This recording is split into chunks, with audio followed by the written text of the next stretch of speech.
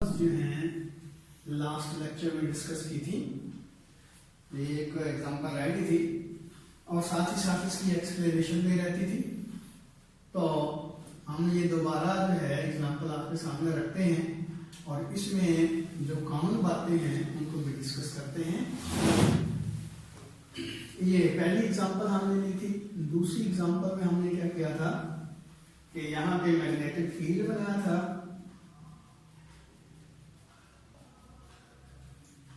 और इसके अंदर एक कॉइल जो है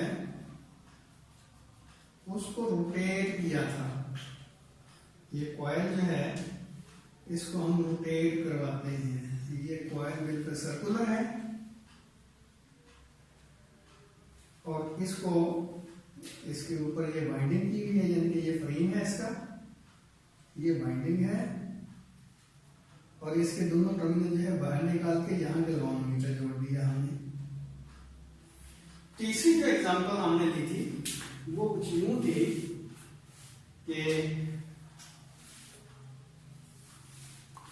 फील्ड इसी तरह का है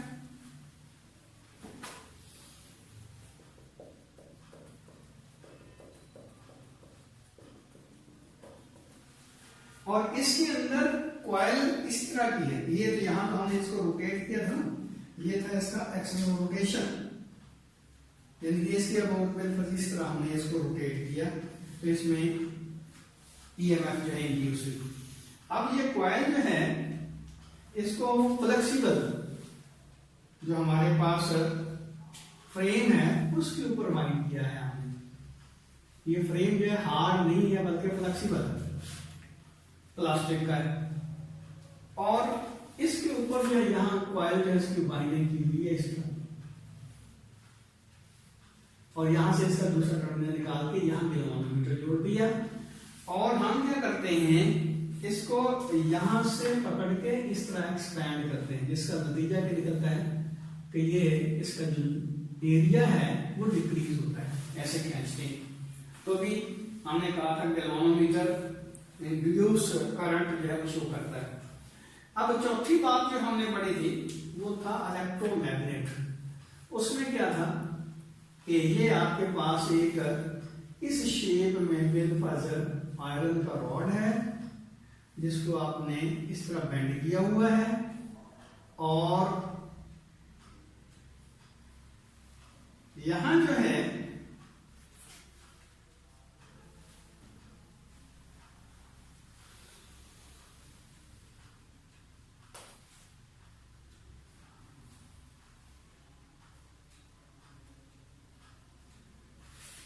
हमने कॉइल जो है उसको वाइंड अप किया हुआ है, यानी कि ये ऐसे समझेंगे कि यहां जो है कॉइल जो है उसको हमने बेंड किया हुआ है ऐसे।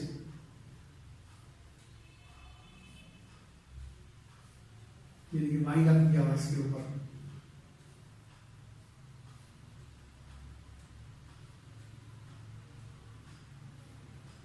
ये इसके दोनों टर्मिनल हमने बाहर निकाले हुए हैं और अब गैल्वानोमीटर जो है सॉरी यहाँ पे हम एक वोल्टेज सोर्स लगा देते हैं, मीन बैटरी जो इसके साथ अटैच कर देते हैं और यहाँ जो है स्विच लगा देते हैं। तो ये देखें कॉइल में करंट इस तरह फ्लो हो रहा है, तो जो राइट हैंड रूल है वो हमें क्या बताता है कि इसकी जो डायरेक्शन होगी करंट की वो ये होगी ये, और राइट हैंड रूल हमें ये बताता है कि जब कॉइल इस तरह रोटेट इसमें करंट फ्लो हो रहा होगा तो लाइन इसके मैग्नेटिक फील्ड की लाइनें इस तरह निकलेंगी ऐसे। तो इसका मतलब ये होगा कि इधर से ये लाइनें बाहर निकलेंगी, ये एन पोल बन जाएगा, ये एस पोल बन जाएगा।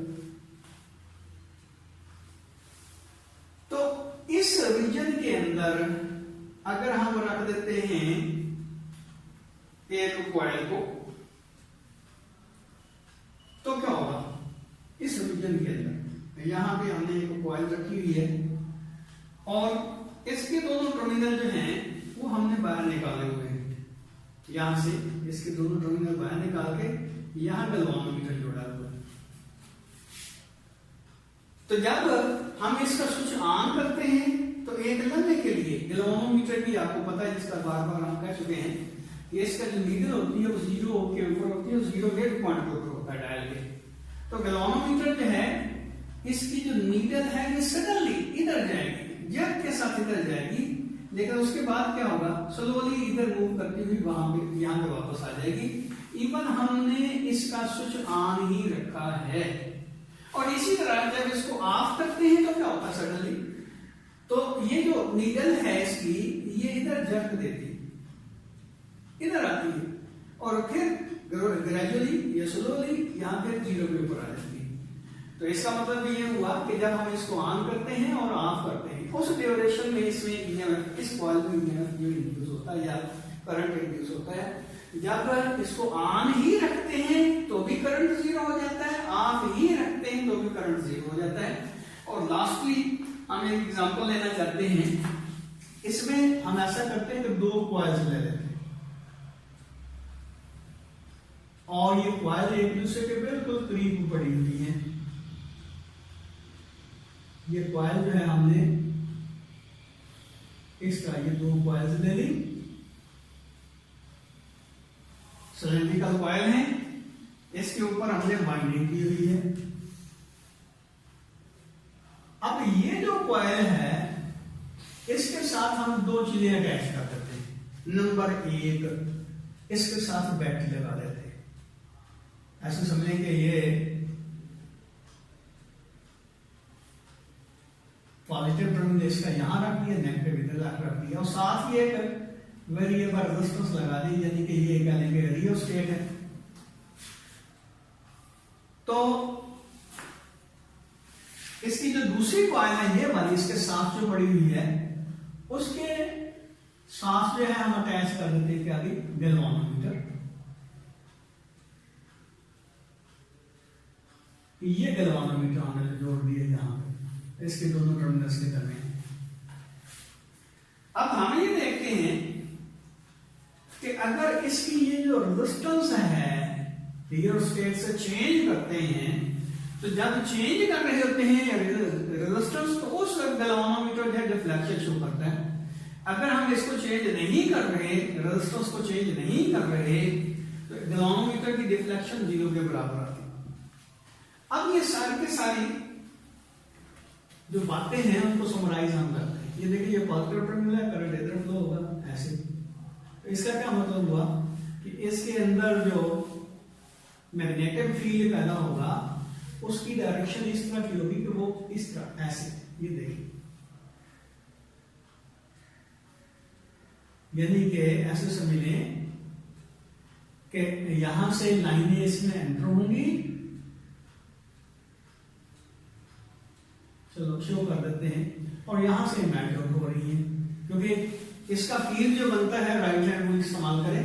आपको पता है कि सोलेनॉइड में जिस डायरेक्शन में करंट फ्लो होता है, उसी डायरेक्शन में अगर आपने राइट हैंड की उंगलियां जो उसको टर्न करें, तो अंगूठा जो है वो direction of the magnetic field line को शो करता है। मीन इधर जो है एंड पोल बनता है मैग्नेट का, ये एंड पोल बना, ये एस पोल बना। तो इधर से लाइनें निकल रही है, इधर इसमें एंड हो रही है। तो चलो ये सारी लाइनें इस तरह शो कर देते हैं। अब ये सारी की सारी, यानी कि पांचों की पांचों एग्जांपल्स हैं, इसको हम जरा देखते हैं कि होता है। ये देखिए, जब ये मैग्नेट जो है इसके करीब पड़ा हुआ था, स्टेशनरी था, तो इसकी लाइनें जो है इसके अंदर से पास हो रही थी, कॉइल के अंदर से पास हो रही थी। लाइनों की तादाद, मैग्नेटिक फील्ड की लाइनों की तादाद ना इंक्रीज हो रही थी ना डिक्रीज हो रही थी। कब? जब ये मैग्नेट जो है वो स्टेशनरी था। लेकिन जैसे ही हम इसको करीब लेके आ रहे हैं तो क्या होगा, ये जो लाइनें हैं मैग्नेटिक फील्ड की, एंड पोल के करीब ये क्लोजर होंगी। मीन यहां फील्ड जो है वो स्ट्रांग होगा। जैसे जैसे एंड पोल से हम दूर होते जाएंगे, मैग्नेटिक फील्ड की स्ट्रेंथ जो है वो कम होती जाती है। ये लाइनें जो है फैलती जाती है। इसका क्या मतलब हुआ कि यहाँ फील्ड स्ट्रांग है, यहाँ फील्ड कंपैरेटिवली वीक है।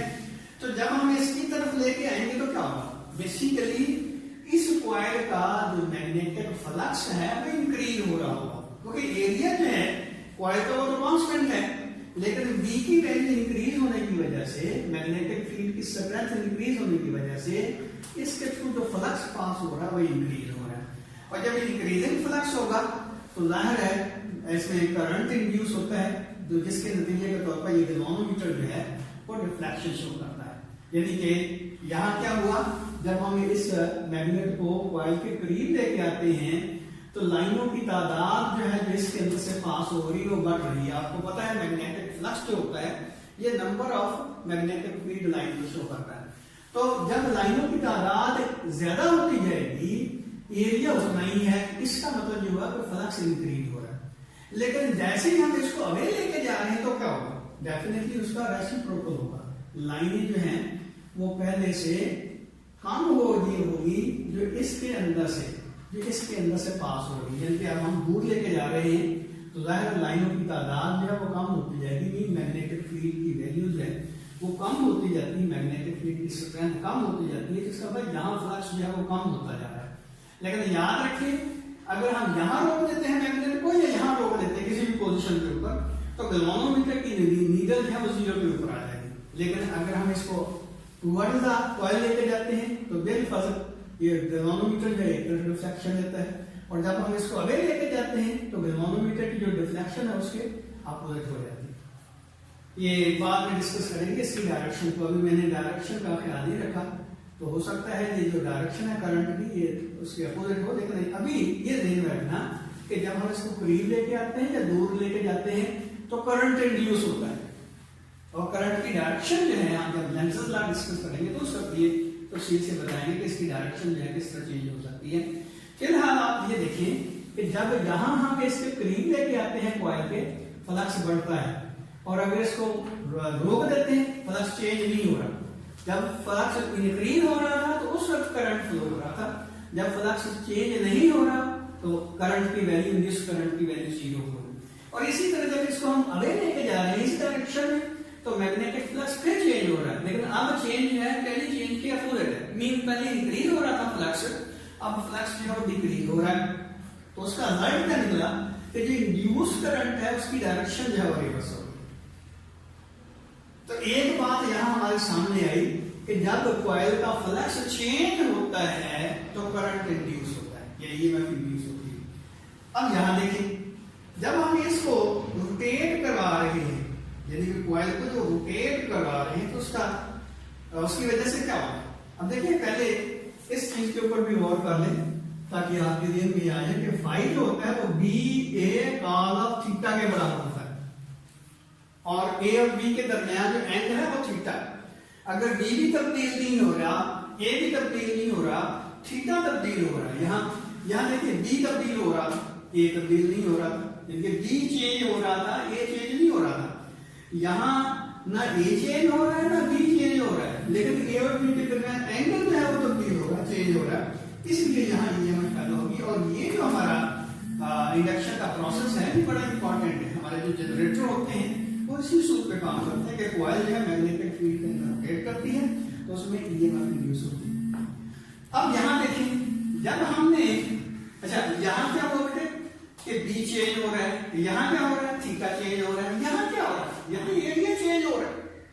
अब कॉइल जो है वो जब करीब आएगी ये देखिए एरिया कम होता गया, इधर जाएगी एरिया इंक्रीज होता गया, फिर कम होता जाएगा नो डाउट जब बहुत ज्यादा इसको एक्सटेंड करेंगे, लेकिन एरिया चेंज हो रहा है। जब एरिया चेंज हो रहा है तो फ्लक्स की वैल्यू चेंज हो रही है, और जब फ्लक्स की वैल्यू चेंज हो रही तो इसमें ये गैल्वेनोमीटर जो है ये इंड्यूस करंट को शो कर रहा है। इसका मतलब ये हुआ कि फ्लक्स के चेंज होने की वजह से यहाँ ईएमएफ जो इंड्यूस हुआ, यहाँ देखिए बी की वजह से चेंज हो रहा है फ्लक्स, यहाँ जो है थीटा की वजह से, यहाँ ए की वजह से चेंज हो रहा है। अब ये दो एग्जांपल जो हैं इसमें भी मैग्नेटिक फील्ड ही चेंज हो रहा है, लेकिन ये अब मैग्नेट जो है हमारे परमानेंट मैग्नेट नहीं है, जिसका यहाँ हमने ले लिया, यहाँ ले लिया, यहाँ ले लिया, ये तीनों केसेस जो है परमानेंट मैग्नेट थे। लेकिन यहाँ जो है हमने दोनों केसेस में इलेक्ट्रोमैग्नेट बनाए। अब इलेक्ट्रोमैग्नेट ये किस तरह बना, डेफिनेटली ये हमारे पास जो सोलेनोइड है या कॉइल हमने वाइंड अप की हुई है, इसके साथ जब हमने बैटरी लगाई और इसमें करंट फ्लो होगा तो ये मैग्नेटाइज हो जाएगा, ये पीस जो आयरन का ये मैग्नेटाइज हो जाता है। अब देखिए जब हमने इसको पहले ऑफ था, तो जाहिर है यहाँ इसके दोनों पोल फेसेस के दरमियान किसी किस्म का मैग्नेटिक फील्ड नहीं था, और ये जो कॉइल थी इसके थ्रू फ्लक्स की वैल्यू 0 के बराबर थी, मैग्नेटिक फ्लक्स की वैल्यू 0 के बराबर थी। जब हमने इसको ऑन किया है तो क्या होगा, जैसे ही हमने इसको ऑन किया इसमें करंट फ्लो होना शुरू हो गया। अब करंट के फ्लो होने की वजह से ये जो हमारा पीस है, आयरन का पीस जो है ये मैग्नेटाइज्ड हो जाएगा, और जैसे सडनली ये मैग्नेटाइज्ड होगा इसका मैग्नेटिक फ्लक्स जो है वो बहुत ज्यादा बढ़ जाएगा। अब फ्लक्स बढ़ने की वजह से क्या होगा, यानी कि फ्लक्स चेंज हो गया। फ्लक्स के चेंज होने की वजह से यहाँ करंट इसके अंदर इंड्यूस हुआ, और वही इंड्यूस करंट जो है ये गैल्वेनोमीटर में इंडिकेट कर रहा है, और इसकी रिफ्लेक्शन एक तरफ होगी। अब ये देखें, ये मुस्तकिल हमने इसको ऑन कर दिया है। अब पहले करंट चेंज होगा, 0 से मैक्सिमम तक जाएगा, और उसके बाद क्या होगा, जब करंट मैक्सिमम हो जाएगा तो वो कांस्टेंट हो जाएगा। जैसे करंट की वैल्यू कांस्टेंट होगी तो आपको पता है B जो है mu not an I equal हो गया। अब I कांस्टेंट है इसका, तो B कांस्टेंट। अब B कांस्टेंट जब होती है, यानी कि मैग्नेटिक फील्ड की वैल्यू कांस्टेंट होगी, तो आप सारी चीजें constant, A constant, B constant, theta constant, इसका तो फाई में तब्दीली नहीं आ रही, यानी फ्लक्स चेंज नहीं हो रहा। जब फ्लक्स चेंज नहीं होगा तो इसमें EMF इंड्यूस नहीं होगा, इंड्यूस करंट भी 0 के बराबर हो जाएगा। अब फिर दोबारा देखिए, हमने जब इसको ऑफ कर दिया तो क्या होगा, इसका करंट जो है सडनली रिड्यूस हो जाएगा। जब करंट रिड्यूस होकर 0 हो जाता है तो आपके इसमें चेंज आती है। अब चेंज क्या है, पहले था यहाँ मैग्नेटिक फील्ड इंक्रीज हो रहा जब हमने स्विच ऑन किया, और फिर स्विच ऑन ही रखा, मैग्नेटिक फ्लक्स जो है वो कांस्टेंट हो गया B की वैल्यू कांस्टेंट होने की वजह से। लेकिन जैसे हमने दोबारा इसको ऑफ किया है तो क्या होगा, इसका जो मैग्नेटिक फील्ड जो है वो डिक्रीज होना शुरू हो जाएगा, मीन इस कॉइल का मैग्नेटिक फ्लक्स जो है वो डिक्रीज होना शुरू हो जाता है। और जब ये डिक्रीज होते होते 0 पे पहुंच जाता है तो उस वक्त गैल्वेनोमीटर की रीडिंग फिर 0 के ऊपर आ जाती है। और इस ड्यूरेशन में, ये ट्रांजिशन पीरियड है जिसमें जो करंट है वो मैक्सिमम से 0 की तरफ आता है, उस ड्यूरेशन में यहाँ फ्लक्स की वैल्यू जो है वो डिक्रीज हो रही है, और फ्लक्स की वैल्यू डिक्रीज होने की वजह से भी करंट इंड्यूस होता है। लेकिन अब इंड्यूस करंट की वैल्यू पहले के अपोजिट डायरेक्शन में होगी, और फिर जब ये मुस्तकिल हमने ऑफ कर दिया तो यहाँ भी गैल्वेनोमीटर की रीडिंग जो है वो 0 के ऊपर आ जाती है। अब ये जो है पांचवी एग्जांपल जो हमारे पास, इसमें जरा देखें, ये म्यूचुअल इंडक्शन का प्रोसेस है, ये इंशाल्लाह हम तफसील से डिस्कस भी करेंगे। इसमें ये देखिए कि ये जो दो कॉइल्स हैं, इस कॉइल को कहते हैं प्राइमरी कॉइल, ये प्राइमरी कॉइल कहलाती है, और ये कहलाती है सेकेंडरी कॉइल, ये सेकेंडरी कॉइल। अब याद रखें, प्राइमरी कॉइल में हमने सोर्स लगाया हुआ है, करंट सोर्स लगाया हुआ है, साथ रियोस्टेट लगाई है, ये वेरिएबल रेजिस्टेंस लगाई है, तो ये वेरिएबल रेजिस्टेंस है, ये सोर्स है। अब इसकी वजह से अगर हम रेजिस्टेंस को चेंज नहीं करते, देखिए कि V वोल्टेज है वो तो है कांस्टेंट, V की वैल्यू कांस्टेंट है, लेकिन I और R अगर रेजिस्टेंस जो है तब्दील होगी तो करंट तब्दील होगा। और हमें ये पता है कि जब किसी भी सोलेनॉइड का करंट तब्दील होता है तो मैग्नेटिक फील्ड की वैल्यू चेंज होगी। अब यहाँ देखिए, हमने इसको ऑन किया, लेकिन अभी रेजिस्टेंस इसकी चेंज नहीं कर रहे, रेजिस्टेंस चेंज नहीं कर रहे तो करंट की वैल्यू कांस्टेंट होगी, करंट की वैल्यू कांस्टेंट होगी, V की वैल्यू कांस्टेंट होगी, V की वैल्यू कांस्टेंट होगी तो इसके जो नंबर ऑफ लाइन है वो कांस्टेंट होगी। अब चूंकि ये प्राइमरी कॉइल के बिल्कुल करीब पड़ी है सेकेंडरी कॉइल, तो अगर ये बिल्कुल करीब पड़ी है, इसका मतलब इसकी कपलिंग हुई है और ये लिंक कर रहा है, क्या मैग्नेटिक फील्ड की जो लाइनें हैं वो लिंक कर रही है। दूसरे लफ्जों में ये कह रहे हैं मैग्नेटिक फ्लक्स प्राइमरी और सेकेंडरी को लिंक कर रहा है, ये दोनों लिंकिंग है बाय द मैग्नेटिक फ्लक्स। तो इसका क्या मतलब हुआ, जितना यहां से फ्लक्स है पास हो रहा है इस कॉइल का, इसके अपने मैग्नेटिक फील्ड की वजह से, इसके अपने करंट की वजह से इंड्यूस अपना इसमें जो मैग्नेटिक फील्ड चेंज हो रहा है, सॉरी चेंज नहीं हो रहा, मैग्नेटिक फील्ड डिवेलप हो गया है जब हम R को कांस्टेंट रखते हैं, तो इसकी वजह से इसका जो मैग्नेटिक फील्ड बनता है वो कांस्टेंट है। अब जितना यहाँ मैग्नेटिक फील्ड है ऑलमोस्ट उतना ही इसमें से इसका इसके यानी कि जो सेकेंडरी कॉइल है वो उसी मैग्नेटिक फील्ड के अंदर पड़ी है। या दूसरे लफ्जों में ये कहें कि यहाँ पे जितनी लाइनों की तादाद, मैग्नेटिक फील्ड की लाइनों की तादाद प्राइमरी में से पास हो रही है, ऑलमोस्ट वो सारी की सारी लाइनें जो है वो सेकेंडरी में से पास हो रही हैं। यानी कि इसका मैग्नेटिक फ्लक्स जो है वो एग्जिस्ट कर रहा है। अब इसका फ्लक्स जो होगा बजाय phi B A cos of theta के बराबर होगा। अब ये देखें, जब हमने इसकी रेजिस्टेंस जो है उसको चेंज किया, रेजिस्टेंस इंक्रीज कर दी है, तो करंट डिक्रीज हो जाएगा, क्योंकि V की वैल्यू कांस्टेंट है। करंट डिक्रीज होगा, मैग्नेटिक फील्ड इसका डिक्रीज होगा, B I के ऊपर डिपेंड करता है। मैग्नेटिक फील्ड डिक्रीज होगा, इसका मैग्नेटिक फ्लक्स डिक्रीज होगा। अब इतना मैग्नेटिक फ्लक्स जितना इसमें डिक्रीज होगा, ऑलमोस्ट उतना इसमें डिक्रीज होगा। लेकिन जैसे ही मैग्नेटिक फ्लक्स डिक्रीज होगा तो गैल्वेनोमीटर की नीडल जो है वो डिफ्लेक्शन शो करेगी। और अगर हम इसको कांस्टेंट रखते हैं रेजिस्टेंस को, तो गैल्वेनोमीटर की डिफ्लेक्शन 0 ही रहती है। और अगर इसको वेरी करवाते हैं तो हम देखते हैं कि गैल्वेनोमीटर जो है वो करंट शो करता है, ये इंड्यूस करंट होगा जो कि सेकेंडरी कॉइल में पैदा हुआ है। इसका क्या मतलब हुआ कि जब हम रेजिस्टेंस चेंज करते हैं, एक्चुअली इसका करंट चेंज कर रहे हैं, करंट चेंज होने की वजह से इसका मैग्नेटिक फील्ड चेंज होगा, मैग्नेटिक फील्ड चेंज होगा, मैग्नेटिक फ्लक्स चेंज होगा। जितना इसका मैग्नेटिक फ्लक्स चेंज होगा प्राइमरी का, उतना ही सेकेंडरी का मैग्नेटिक फ्लक्स चेंज होगा। और जैसे ही मैग्नेटिक फ्लक्स चेंज होता है, इस कॉइल में करंट इंड्यूस होता है, जो गैल्वेनोमीटर शो करता है। और इसी तरह अगर हम इंक्रीज करते हैं इसके रेजिस्टेंस, करंट कम हो जाता है, तो गैल्वेनोमीटर की नीडल जो है ये एक तरफ डिफ्लेक्शन रहती है। और जब हम इसको इंक्रीज रेजिस्टेंस को डिक्रीज करते हैं, करंट बढ़ जाता है, मैग्नेटिक फील्ड की वैल्यू बढ़ जाती है, मैग्नेटिक फ्लक्स बढ़ जाता है, तो साथ ही साथ गैल्वेनोमीटर जो है वो भी दूसरी डायरेक्शन में डिफ्लेक्शन शो करना शुरू कर देता है। तो ये पांचों के पांचों जो हमने एक्सपेरिमेंट पर देखे हैं, उसमें सिर्फ एक चीज कॉमन है, और वो क्या है कि जब भी किसी कॉइल के थ्रू फ्लक्स की वैल्यू चेंज होती है तो उसमें ईएमएफ इंड्यूस होता है। तो ये बड़ा इंपॉर्टेंट लॉ है जो आगे हम पढ़ेंगे, इसको हम नाम देते हैं Faraday law of electromagnetic induction. तो अगर कोई क्वेश्चन है तो वो पूछ सकते हैं, बाद में भी पूछ सकते हैं आप, तो कोई यानी कि इनबॉक्स भी पूछ सकते हैं क्वेश्चन, और कमेंट्स के अंदर, खासतौर पर मेरे यूट्यूब चैनल के ऊपर अगर कमेंट्स में आप क्वेश्चन पूछेंगे तो इंशाल्लाह उसका भी जवाब दूंगा। तो आज के लिए फिर इतना ही। फेस